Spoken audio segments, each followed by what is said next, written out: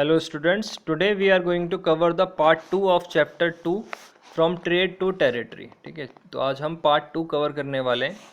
अभी तक की जितनी भी स्टोरी हमने कवर की थी, जैसे कि European countries entering into the India. ठीक है, जो यूरोपियन कंट्रीज़ हैं जो वो इंडिया में ट्रेड करने आई हुई थी और वो क्यों ट्रेड कर रही थी ये हमने लास्ट पार्ट में पढ़ा था।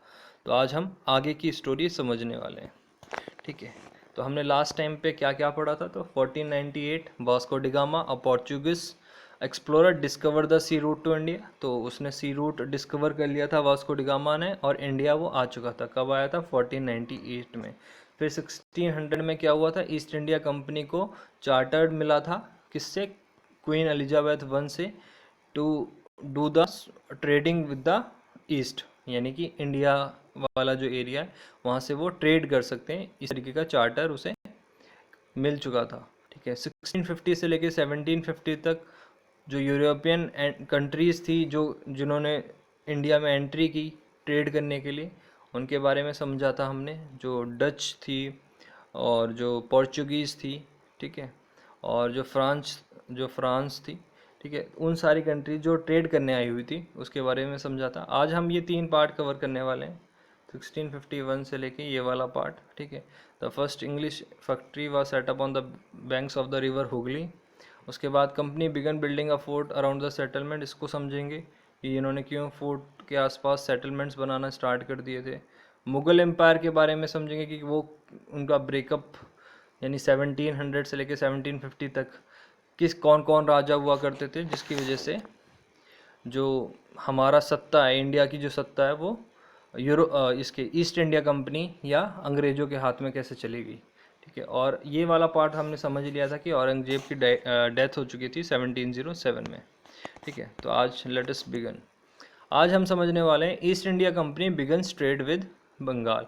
तो बंगाल को हम समझेंगे आज कि ईस्ट इंडिया कंपनी ने जो ट्रेड स्टार्ट किया था वो कहाँ से स्टार्ट किया था? वेस्ट बंगाल से। ठीक है, जो बंगाल का पार्ट है, आज का वेस्ट बंगाल है, उस टाइम पर इसे बंगाल कहा जाता था।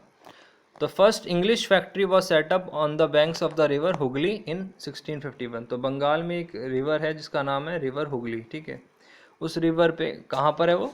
कोलकाता के किनारे, याद रखना। ठीक है, रिवर हुगली जो है कोलकाता के किनारे है। 1651 में जो फर्स्ट ईस्ट इंडिया कंपनी है उन्होंने अपनी फैक्ट्री सेटअप की थी। कहाँ पर?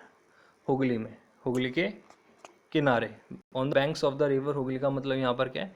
हुगली नदी के किनारे। कब करी थी? 1651 में। ठीक है, this was the base from which the company's traders known at that time as factors operated। तो ये क्या था? इनका बेस हुआ करता था जहाँ से ये लोग ऑपरेट किया करते थे। देखो, इंडिया में अगर कोई आ रहा है और वो बहुत सालों तक ट्रेड कर रहा है, तो इसलिए उन्हें कोई फैक्ट्री चाहिए थी, कोई ना कोई ऐसी जगह चाहिए थी जहाँ से वो अपना सामान जो है, यहाँ से रॉ मटेरियल खरीद के वो अपना सामान बनाकर, प्रोडक्ट बनाकर उसको स्टोर कर सकें। तो इसलिए उन्होंने क्या किया?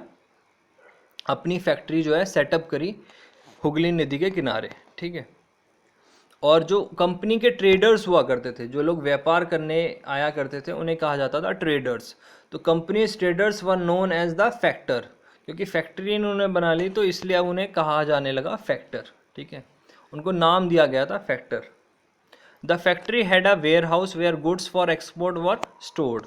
तो फैक्ट्री के अंदर क्या था? एक वेयर हाउस हुआ करता था। वेयर हाउस किस लिए होता था? For the goods to store. जो गुड्स हुआ करते थे जो फॉर एक्सपोर्ट, उनको स्टोर कर दिया जाता था। ठीक है, उनको स्टोर करके कहाँ रखा जाता था? वेयर हाउस के अंदर। And it had offices where company officials sat. और इसके अंदर ही ऑफिसेज भी हुआ करते थे जहाँ पर कंपनी ऑफिसर्स जो हुआ करते थे वो लोग यहाँ पर रहा करते थे। तो कंपनी के ऑफिसर्स रहा करते थे, वेयर हाउस हुआ करता था, और ये मैन्युफैक्चरिंग के लिए कुछ मशीनें हुआ करती थी जो कि प्रोडक्ट बनाया करती थी। ठीक है, एज ट्रेड एक्सपेंडेड, जैसे जैसे व्यापार बढ़ा, the company persuaded merchants and traders to come and settle near the factory.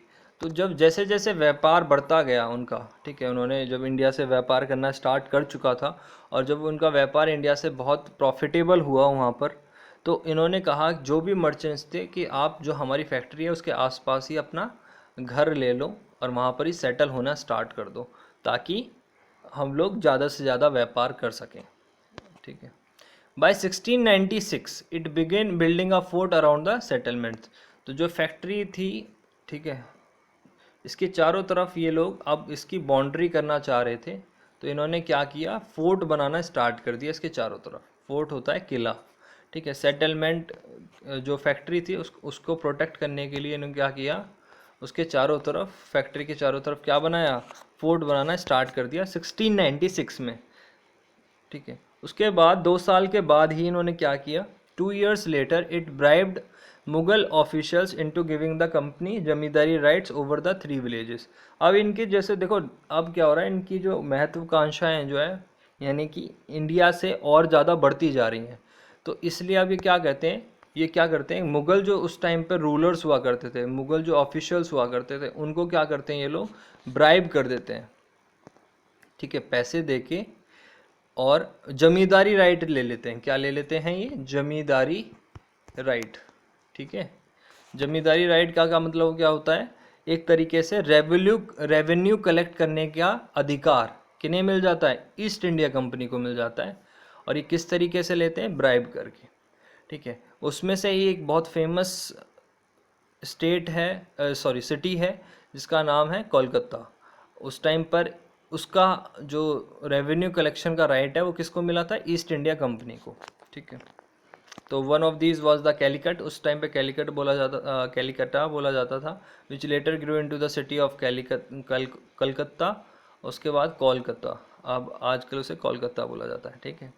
It also persuaded the Mughal emperor Aurangzeb to issue farman granting the company the right to trade free, ठीक है। तो उसी time पर वो लोग मना रहे थे, उस टाइम पर राजा हुआ करते थे औरंगजेब। याद करो अभी हम बात कर रहे हैं 1696-98 की, तो 1698 के आसपास कौन राजा हुआ करता था, तो ये थे उस टाइम पर औरंगजेब। तो औरंगजेब को परसुएड करते हैं, मनाते हैं कि वो उन्हें क्या दे दें, फरमान दे दें। फरमान ये होता है एक तरीके से राइट मिल जाता है उन्हें कि वो फ्री में ट्रेड कर सकते हैं, उन्हें टैक्स नहीं पे करना पड़ता। देखो जब भी कोई दूसरी देश से कोई भी कंपनी इंडिया में आके ट्रेड करती है ना, तो उसे गवर्नमेंट को कुछ ना कुछ टैक्स देना पड़ता है। तो वो लोग जो ईस्ट इंडिया कंपनी है वो चाहती थी कि औरंगजेब उन्हें क्या दे दे, उन्हें फरमान दे दे कि आप फ्री में ट्रेड कर लो, एक तरीके से अथॉरिटी दे दें कि आप फ्री में ट्रेड कर सको इंडिया से, ठीक है। और ये फरमान उन्हें वैसे मिल जाता है। तो ये मैंने बता दिया तुम्हें यहाँ पर। इसमें मैंने 3 क्वेश्चंस कवर किए हैं, ये क्वेश्चंस नोट डाउन कर लेना, ठीक है। तो अगर तुम्हें याद करना हो तो यहाँ पर देखो मैंने बहुत ही अच्छा शॉर्ट फॉर्म में ये समझाया हुआ है कि किस तरीके से क्या क्या हुआ था उस टाइम पर। अच्छा, इसमें एक पॉइंट है याद रखना है, इन 1717 मुगल एम्परर फारूक सियार ग्रांटेड सेवरल ट्रेडिंग प्रिविलेजेस। जो 1717 है यानी उसके बाद जब औरंगजेब की डेथ हो जाती है 1707 के बाद, 1717 में फारूक सियार नाम के राजा हुआ करते थे, उस टाइम पर मुग़ल एम्परर थे वो। और उन्होंने बहुत सारे ट्रेडिंग राइट्स यानी कि ट्रेडिंग प्रिविलेजेस किसको दिए थे, प्रिविलेजेस होते हैं विशेष अधिकार, ठीक है, किसको दे दिए थे, ईस्ट इंडिया कंपनी को, जिससे वो फ्री में ट्रेड कर पा रहे थे, कस्टम ड्यूटी पे नहीं करनी पड़ती थी उन्हें बंगाल के अंदर, ठीक है, सिर्फ बंगाल के लिए दिए हुए थे, याद रखना, ठीक है, फ्री ट्रेड। और जो ये फरमान था ये पूरी इंडिया के लिए था कि पूरी इंडिया में जहाँ पर भी औरंगजेब का कंट्रोल है वहाँ पर उसे टैक्स नहीं देना पड़ता, ठीक है। तो फरमान भी इन्हें मिल चुका था, यानी टैक्स यानी फ्री में ये व्यापार कर पा रहे थे, और बहुत सारे विशेष अधिकार भी इन्हें मिले हुए थे। और देखो अब क्या क्या मिल चुका है इन्हें, फरमान मिल चुका है, ट्रेडिंग प्रिविलेजेस मिल चुके हैं, और जमींदारी राइट्स मिल चुके हैं इन्हें 3 गाँवों के। इस तरीके से इन्हें ट्रेड टू टेरिटरी की तरफ ये लोग जा रहे हैं। The company tried continuously to press for more concession and manipulate existing privileges. तो कंपनी जो थी अब और उन्हें लालच बढ़ता जा रहा था, तो कंपनी चाह रही थी कि और बहुत सारे continuously press for more concessions, मतलब और डिस्काउंट मिल जाए उन्हें, और किसी चीज़ में डिस्काउंट मिल जाए, यही मतलब वो और डिमांड कर रही थी। और जो प्रिविलेजेस उसे मिलते थे उसमें भी बहुत सारे मैनिपुलेशन किया करते थे, मतलब कैसे किया करते थे मैं तुम्हें समझाता हूँ, उससे तुम्हें समझ में आएगा कि मैनिपुलेशन का मतलब होता क्या है। मतलब बदलाव करते थे, मैनिपुलेशन का मतलब यहाँ पर इस तरीके से, जैसे कि Aurangzeb's farman for instant had granted only the company the right to trade free. जो जो औरंगजेब ने उन्हें फरमान दिया था उसमें, उसके अकॉर्डिंग उसमें ये कहा गया था कि आप फ्री में ट्रेड कर सकते हो। कौन कर सकता है? कंपनी कर सकती है। सिर्फ कंपनी के पास अधिकार है कि वो फ्री में ट्रेड कर सकती है। ट्रेड का मतलब व्यापार कर सकती है फ्री में, कोई टैक्स दिए बिना। बट जो ऑफिसर्स थे उनके, जो कंपनी के ऑफिसर्स थे, वो the officials of the company were carrying on private trade on the side were expected to pay duty. लेकिन जो अगर कोई भी कंपनी का अधिकारी है, अगर वो ट्रेड करना चाहता है इंडिया में, मतलब वो अपना अलग से ट्रेड कर रहा है, कंपनी की तरफ से नहीं कर रहा, अपनी अलग से कुछ खरीद रहा है, कोई भी सामान खरीद रहा है, तो उसमें उन्हें टैक्स पे करना पड़ता था, करना ज़रूरी था। लेकिन वो क्या करते थे? दिस दे रिफ्यूज़ टू पे, वो मना कर देते थे वो टैक्स पे करने से, जबकि वो प्राइवेट अपना ट्रेड कर रहे थे। तो causing an enormous loss of revenue for Bengal. इसकी वजह से क्या हो रहा था? जो बंगाल का टैक्स कलेक्शन था, जो पैसा आना था, वो बहुत ही कम होता जा रहा था, नुकसान हो रहा था। किसको? बंगाल को। ठीक है। तो उस टाइम के जो बंगाल के नवाब हुआ करते थे, उनका नाम था मुर्शिद कुली खान। उन्होंने इस बारे क्या उन्होंने प्रोटेस्ट किया इस बारे में? तो आंसर है यस, प्रोटेस्ट वो करते हैं, लेकिन बहुत कम लेवल पे। अब देखो यहाँ पर मैंने एक क्वेश्चन दिया हुआ है कि किस तरीके से उन्होंने मैनिपुलेट किया था प्रिविलेजेस को। तो आंसर देखो क्या लिखना है तुम्हें, कि वो जो प्राइवेट ट्रेड हुआ करता था उसमें उन्हें टैक्स पे करना पड़ता था, लेकिन वो दे रिफ्यूज टू पे and causing the enormous loss of revenue. ठीक है। अच्छा, मैंने यहाँ पर ना कुछ हिरारकी बताई हुई है, मतलब एक तरीके से टाइम पीरियड बताया हुआ है 1717 से लेके 1765 तक। बहुत इंपॉर्टेंट है, लिख लेना कॉपी में। ठीक है। सबसे पहले जो बहुत इंपॉर्टेंट नवाब हुआ करते थे, नवाब क्या होता है याद करो। जब औरंगजेब की डेथ हो जाती है तो जितने भी गवर्नर्स हुआ करते थे, जिन्हें सूबेदार भी कहा जाता था, वो लोग अपने आप को राजा मान लिया करते थे उस एरिया का। तो उसी को नवाब भी कहा जाता था, याद रखना। बंगाल में उसे क्या कहा जाता था? नवाब। तो नवाब ऑफ बंगाल 1717 टू 1765 कौन कौन हुआ करते थे? सब देखो, पहले थे मुर्शिद कुली खान। तो ये कब से कब तक रहे थे? 1717। देखो इस टाइम की मैं बात कर रहा हूँ, 1717 से लेके 1727 तक कौन रहे थे? मुर्शिद कुली खान। उसके बाद देखो, उसके बाद बड़े फेमस थे, उसके बाद यहाँ पर सिराजुद्दौला। ठीक है। उससे पहले एक और थे, अली वर्दी खान, इन्हें भी याद रख लेना। अली वर्दी खान थे 1740 यहाँ पर है 1740 1756। उसके बाद सिराजुद्दौला जो कि 1 साल के रहे थे, क्योंकि बैटल ऑफ प्लासी में ये हार जाते हैं, उनकी डेथ हो जाती है। उसके बाद मीर जाफ़र रहे कुछ साल तक, फिर मीर कासिम, फिर मीर जाफ़र। ठीक है। तो ये तुम्हें हिरारकी याद कर लेनी है, इंपॉर्टेंट है। इसमें सबसे ज़्यादा सिराजुद्दौला इंपॉर्टेंट है, मुर्शिद कुली खान और मीर कासिम, क्योंकि इस टाइम पर बैटल्स हुई थी।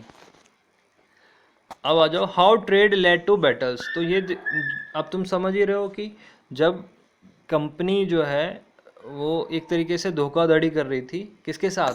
जो बंगाल के नवाब थे, उनको टैक्स नहीं पे कर रही थी, टैक्स की चोरी हो रही थी। तो जब जैसे ही नवाब को ये बात पता चली, तो नवाब क्या करेंगे? लड़ाई का एक माहौल क्रिएट होने स्टार्ट हो चुका था उस टाइम पर।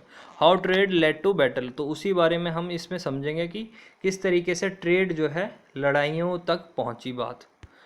Through the early 18th century, the conflict between the company and the Nawabs of the Bengal intensified. तो जो कंपनी है और जो नवाब थे बंगाल के, उनके बीच की जो लड़ाई थी वो धीरे धीरे धीरे करके बड़ी होती चली गई। After the death of the Aurangzeb, जब औरंगजेब की डेथ हुई, the Bengal nawabs asserted their powers and autonomy. जो बंगाल नवाब थे वो राजा बन चुके थे, as their regional powers were doing at that time. Murshid Quli Khan was followed by the Alivardi Khan. तो जैसे मैंने बताया था तुम्हें, सबसे पहले मुर्शिद कुली खान थे, उसके बाद फेमस अली वर्दी खान थे, और उसके बाद कौन थे? सिराजुद्दौला। ये लोग नवाब बने थे। पहले कौन बना? मुर्शिद कुली खान, उसके बाद अली वर्दी खान, उसके बाद सिराजुद्दौला। और हम बात कर रहे हैं 1757 तक की। Each one of them was a strong ruler. जितने भी ये रूलर्स थे, बहुत ही ज़्यादा स्ट्रॉन्ग रूलर्स थे। They refuse to grant the company concession. देखो याद करो कि इन्हें प्रिविलेजेस, जो ट्रेडिंग के प्रिविलेजेस थे, किसने दिए थे? वो दिए थे औरंगजेब के फरमान ने, लेकिन औरंगजेब की तो डेथ हो चुकी है। अब हम बात कर रहे हैं 1717 की और उसके बाद के टाइम की। उस टाइम पे अब राजा कौन थे? फारूक सियार थे, लेकिन फारूक सियार बहुत ही वीक राजा थे, तो उनकी बात जो है बंगाल के नवाब नहीं मानते थे, क्योंकि बंगाल का राजा अब कौन हो चुका था। तो उस टाइम के जो बंगाल के नवाब थे वो अपने आप को बंगाल का राजा घोषित कर चुके थे। तो अब पावर किसके हाथ में थी? नवाब के हाथ में थी। तो नवाब जो फ्री ट्रेड वाले पासेस थे, जो अथॉरिटी थी, उनको नहीं माना करती थी, और वो चाहती थी कि कंपनी उन्हें टैक्स पे करे, और कंपनी टैक्स पे कर नहीं रही थी। ठीक है, तो they refuse to grant the company concession, और उन्होंने मना कर दिया था कंपनी को कोई कंसेशन देने से, यानी कोई भी डिस्काउंट देने से। उन्होंने कहा कंपनी को कि आपको टैक्स पे करना पड़ेगा। Demanded the large tribute for the company's right to trade, और उनके उनको जो हिस्सेदारी भी उन्हें देनी पड़ेगी, जो भी प्रॉफिट होता है उसमें भी हिस्सेदारी देनी होगी। Demanded the large tribute to the company's right to trade. ठीक है, अगर वो यहाँ पर व्यापार करना चाहते हैं तो हमें आपको प्रॉफिट में से भी हिस्सा देना होगा। Denied it any right to mint coins, और कोई भी सिक्के आप यहाँ पर नहीं बना सकते। तो क्योंकि अब जैसे जैसे व्यापार इंक्रीज हो चुका था, उसी तरीके से कंपनी ने अपने और भी बहुत सारे काम करना स्टार्ट कर चुके थे, जैसे कि वो कॉइन बनाना स्टार्ट कर चुके थे, अपने कॉइन्स बनाया करते थे। And stop it from extending its fortification, और जो तुम ये किले बना रहे हो ये भी तुम्हें बंद करने होंगे। ये किसने कहा? नवाब ने कहा। जो भी नवाब ऑफ बंगाल थे उन्होंने ये मना कर रहे थे, वो बार बार कंपनी को रोक रहे थे। और कंपनी को और बहुत सारे आरोप लगाए गए, जैसे कि accusing the company of deceit, they claim that the company was depriving the Bengal government of huge amount of revenues and undermining the authority of the nawab. देखो, उन पे ये आरोप लगाए गए कि कंपनी जो थी वो धोखाधड़ी कर रही है। डेसिएट का मतलब यहाँ पर है धोखाधड़ी कर रही है। वो बताते हैं नवाब की कंपनी जो है, जो गवर्नमेंट ऑफ बंगाल है, जो नवाब की सरकार है, उसका बहुत सारा जो टैक्स है वो नहीं पे किया है उन्होंने अभी तक, और वो जो नवाब की अथॉरिटी है उसको बिल्कुल मानते नहीं है, उस पर उसको अंडरमाइन करते हैं। ठीक है, उसको कम समझते हैं। इट वॉज रिफ्यूजिंग टू पे टैक्सेस, और वो टैक्स पे करने से मना कर रहे हैं। राइटिंग डिसरिस्पेक्टफुल लेटर्स, और गलत गलत लेटर्स हमारे लिए लिखा करते हैं, डिसरिस्पेक्टफुल लेटर्स लिखते हैं वो लोग। And trying to humiliate the nawab and its officials, और राजा को नीचा दिखाने की कोशिश कर रहे हैं। तो ये जो इम्पॉर्टेंट पॉइंट्स हैं, ये सारे पॉइंट मैंने यहाँ पर लिखे हुए हैं। तो ये सारे पॉइंट्स बहुत इंपॉर्टेंट हैं। ये रीज़न है लड़ाई का, जो बंगाल के नवाब थे और ईस्ट इंडिया कंपनी की। क्योंकि ईस्ट इंडिया कंपनी भी जो बंगाल के नवाब थे उनको राजा मानने से मना कर रही थी, उन्हें टैक्स पे करने से मना कर रही थी। ठीक है, और जो नवाब थे वो लोग भी क्या करते थे, उनको कोई भी कंसेशन नहीं देते थे। तो एक यानी उनके बीच में मतभेद शुरू हो चुके थे। The company on it's part declare that the unjust demands of the local officials were ruining the trade off the company. और जो कंपनी थी वो भी उन पर आरोप लगा रही थी कि जो इनकी डिमांड्स हैं, जो नवाब की डिमांड्स हैं, वो हमारे जो ट्रेड है उस पर बड़ा ही नुकसान कर रही है उसे। ठीक है, and the trade could flourish if the duties were removed, और वो चाहते थे कि जो ये टैक्स लगाया जा रहा है उनके ऊपर, उसको ये ख़त्म कर दिया जाए, तभी वो ट्रेड कर पाएंगे, नहीं तो वो ट्रेड नहीं कर पाएंगे। It was also convinced that to expand trade it had to enlarge its settlement, और ट्रेड को बढ़ाने के लिए ही वो जो फोर्टिफिकेशन कर रहे हैं, जो किला बना रहे हैं, वो इसीलिए बना रहे हैं ताकि वो ज़्यादा से ज़्यादा ट्रेड कर सकें। Buying up villages and rebuild it's fort, और वो चाह रहे हैं कि जो विलेजेस हैं उनको वो ख़रीद लें ताकि वो अपना फोर्ट्स जो है वो बना सकें। तो ये सारी उनकी डिमांड्स थी, किससे? नवाब ऑफ बंगाल से। लेकिन जैसे कि मैंने बताया कि बंगाल कोई भी चीज़ उन्हें देना नहीं चाहते थे ईस्ट इंडिया कंपनी को, तो वो हमेशा से ही वो उन्हें रिफ्यूज़ करते गए। तो ये रीजंस थे कॉन्फ्लिक्ट के। तो इसी कारण से एक बहुत ही स्ट्रॉन्ग लीडर आते हैं जिनका नाम था, 1756 में आए थे ये, after the death of the Alivardi Khan. 1756 में अलीवर्दी खान की डेथ हो जाती है, और एक बहुत बड़ी लड़ाई होती है। जो पहली लड़ाई थी ईस्ट इंडिया कंपनी की, ठीक है। ईस्ट इंडिया कंपनी की पहली लड़ाई थी। ये हैं रॉबर्ट क्लाइव, उस टाइम पर बंगाल के गवर्नर हुआ करते थे और ये मिलिट्री कमांडर हुआ करते थे। जो ईस्ट इंडिया कंपनी थी उसके मिलिट्री कमांडर हुआ करते थे ये। अब तो आर्मी ला चुके थे ये, क्या नाम है, ईस्ट इंडिया कंपनी जो थी वो उसकी खुद की आर्मी भी हुआ करती थी अपने फोर्ट को बचाने के लिए। तो इनके जनरल हुआ करते थे रॉबर्ट क्लाइव, और ये थे उस टाइम के नवाब ऑफ बंगाल। इनका नाम था सिराजुद्दौला, ठीक है। ये लड़ाई है बैटल ऑफ प्लासी। प्लासी जगह है यहाँ पर बंगाल में। तो यहाँ पर लड़ाई हुई थी on 23 June 1757। The Battle of Plassey was fought between the forces of Sirajuddaulah and his French support troops and the troops of the British East India Company led by Robert Clive।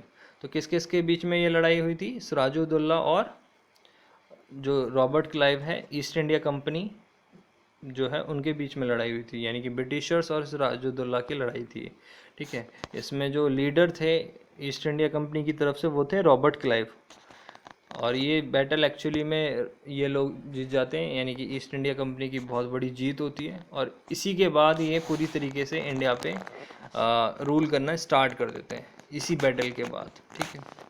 तो battle of Plassey, तो इसमें क्या हुआ था वो समझते हैं।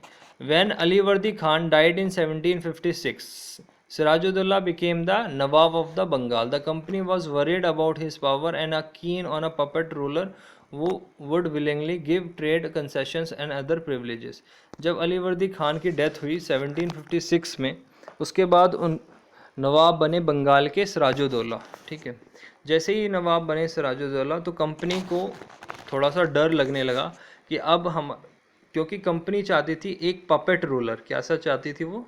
एक पपेट रूलर चाहती थी। पपेट रूलर क्या होता है? एक कठपुतली की तरह होता है, ठीक है, जिससे वो अपना जो कंसेशंस हैं और जो प्रिविलेजेस हैं वो ले सके आसानी से ट्रेड के लिए, ठीक है। लेकिन सिराजुद्दौला एक पपेट रूलर नहीं थे। So it tried through though without success to help one of the Sirajuddaulah's rival became the nawab. वो एक्चुअली चाह रहे थे, कंपनी चाह रही थी कि किसी और को राजा बना दिया जाए, ठीक है। लेकिन सिराजुद्दौला राजा बन जाते हैं, नवाब बन जाते हैं, तो ये कंपनी का बहुत ज़्यादा नुकसान हो जाता है, ठीक है। तो इससे कंपनी का बहुत ज़्यादा नुकसान हो जाता है। और जब इन्हें ये बात पता चलती है सिराजुद्दौला को कि कंपनी जो है वो दखल अंदाजी कर रही है नवाब बनाने में भी, तो वो बहुत ज़्यादा मतलब बहुत ज़्यादा उन्हें गुस्सा होता है इस बात से। And infuriated Sirajuddaulah asked the company to stop meddling in the political affairs of his dominion, stop fortification and pay the revenues। तो सिराजुद्दौला जो है बहुत ही ज़्यादा गुस्से वाले थे, तो उन्होंने कंपनी को बोला कि आप जो भी पॉलिटिकल अफेयर्स हैं बंगाल के उसमें आप ना पड़ें, और अपना जो ये किला बना रहे हैं आप इसे बंद कर दें, और रेवेन्यू जो है, जितना भी रेवेन्यू आपका बचा हुआ है, जितना भी अभी तक आपने टैक्स पे नहीं किया है, वो सारा टैक्स आप जल्दी से जल्दी पे कर दें। After negotiations failed the Nawab marched with, तो बातचीत होती है इसके बारे में। नेगोशिएशन का मतलब ये यहाँ पर है, बातचीत होती है इन दोनों के बीच में, जो जनरल थे उस टाइम पर बंगाल के और नवाब सिराजुद्दौला के बीच में। पर उस बातचीत से कुछ मतलब कोई निर्णय नहीं निकल पाता है। तो जो नवाब होते हैं, नवाब यानी कि सिराजुद्दौला की बात कर रहा हूँ मैं, तो जो सिराजुद्दौला है, he marched with 30,000 soldiers to the English factory है कासिम बाजार। तो इनकी एक फैक्ट्री हुआ करती थी ईस्ट इंडिया कंपनी की कासिम बाजार में। वहाँ पर ये 30,000 सोल्जर्स को लेके जाते हैं और उस पर अटैक कर देते हैं और कैप्चर कर लेते हैं जितने भी कंपनी के ऑफिशियल्स होते हैं, उन सबको क्या कर लेते हैं वो लोग, कैप्चर कर लेते हैं। और जो वेयर हाउस है उसे लॉक कर देते हैं। जितने भी इंग्लिशमैन हैं उन सब से जितने भी वो वेपन्स थे वो ले लेते हैं, और शिप्स को बंद ब्लॉकेड कर देते हैं, मतलब शिप्स को भी अपने अंडर में ले लेते हैं ताकि वो लोग भाग ना सके। Then he march to the Calcutta to establish control over the company's fort there. जो कंपनी का किला था, कहाँ पर, कोलकाता में उस किले की तरफ वो मार्च करते हैं, ताकि कंपनी का जो हेड क्वार्टर है उस पर ही वो कंट्रोल कर सकें, और फिर इस तरीके से वो पूरी तरीके से बंगाल जो है नवाब के अंडर में आ जाएगा। ठीक है, और जो कंपनी है उसको काम करना ही होगा जैसे कि नवाब ने कहा था। तो ये देखो, मैंने ये सारे पॉइंट्स जो है यहाँ पर शॉर्ट फॉर्म में लिखे हुए हैं, तुम्हें समझने के लिए बहुत इजी रहेगा। ठीक है, और ये तुम्हें क्वेश्चन आंसर करने ही करने हैं। तो ये मैंने सारे पॉइंट समझा दिए हैं, तुम्हें नोट डाउन कर लेना ये। उसके बाद बात करते हैं कि क्या हुआ आगे। तो जब वो कोलकाता जाते हैं, तो जब ये वाली न्यूज़ जो है कंपनी को पहुंचती है, on hearing the news of the fall of the Kolkata, Kolkata पे भी कंट्रोल सिराजुद्दौला का आ जाता है। तो जो कंपनी के ऑफिशियल्स थे, देखो 3 जगह हुआ करता था उस टाइम पर, 3 इंपॉर्टेंट प्लेस हुआ करती थी उस टाइम पर। ठीक है, मुंबई, कोलकाता एंड मद्रास। तो ये 3 जगह हेड क्वार्टर्स हुआ करते थे कंपनी के। तो जो कंपनी के ऑफिशियल्स थे in Madras sent forces under the commander of Robert Clive. जो मद्रास के कंपनी ऑफिशियल्स थे उन्होंने रॉबर्ट के क्लाइव को बोला कि आप जाइए और लड़ाई करिए इनसे। ठीक है, तो रॉबर्ट क्लाइव जो हैं जाते हैं, बातचीत करते हैं पहले तो, लेकिन बातचीत का कोई नतीजा नहीं निकल पाता है। Finally in 1757 Robert Clive led the company's army against the Sirajuddaulah at Plassey. तो फिर रॉबर्ट क्लाइव जो है फाइट करते हैं सिराजुद्दौला से एट प्लासी। जैसे कि मैंने बताया था कि प्लासी एक लोकेशन है, वहाँ पर लड़ाई होती है रॉबर्ट क्लाइव और सिराजुद्दौला की, जिसमें रॉबर्ट क्लाइव जीत जाते हैं। और इसका कारण क्या है वो उनके जीतने का, देखो क्या था कि one of the main reasons for the defeat of the nawab was that the forces led by the Mir Jafar one of the Sirajuddaulah's commander never fought the battle. देखो ये रॉबर्ट क्लाइव दिख रहे हैं तुम्हें यहाँ पे इस फोटोग्राफ में, और यहाँ पर एक तुम्हें एक पर्सन दिख रहे होंगे, इनका नाम है मीर जाफ़र, याद रखना। मीर जाफ़र ने क्या था कि मीर जाफ़र जो थे वो सिराजुद्दौला के जनरल हुआ करते थे, आर्मी के जनरल। उन्होंने इसको धोखा दिया था, और जो आर्मी थी उसके कमांडर थे ये।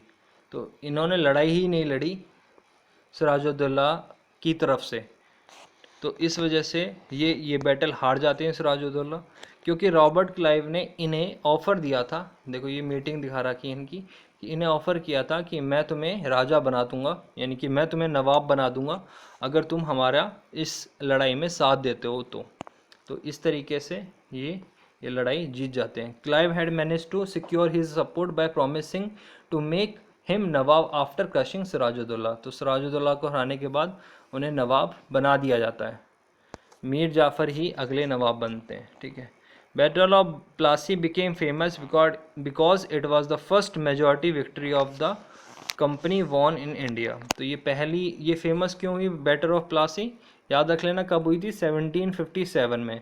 और क्यों फेमस हुई थी, क्योंकि ये पहली लड़ाई थी जो कंपनी ने जीती थी इंडिया के अंदर। ठीक है, तो मैंने यहाँ पर देखो रीज़न लिखवाया हुआ है कि क्या रीज़न था। अच्छा, यहाँ पर लिखा हुआ है right a short note on the battle of Plassey. इस वाले क्वेश्चन में तुम्हें क्या करना है, जो ये यहाँ से लेके ये पॉइंट्स मैंने यहाँ पर तुम्हें पॉइंट्स बना बना के ये लिखना है। ये वाला जो पार्ट है ना, ये वाला पार्ट तुम्हें यहाँ तक इस क्वेश्चन में लिखना है, क्वेश्चन नंबर 1 में। ठीक है, और क्वेश्चन नंबर 2 का आंसर तो ये रेड वाले पार्ट में है ही, ये वाला जो रेड वाला पार्ट है ये इसमें इसका आंसर है। ठीक है, तो आगे हम पढ़ेंगे और बहुत सारी लड़ाइयाँ होती हैं, बैटल ऑफ बक्सर, आगे भी हम पढ़ेंगे कि कैसे ट्रेड से टेरिटरी की तरफ जो इन्होंने कदम रखा। ठीक है, ये पहला कदम है, 1757 के बाद रूल चेंज हो जाता है और किस तरीके से आगे होता है। ठीक है, please like share and subscribe. Thank you.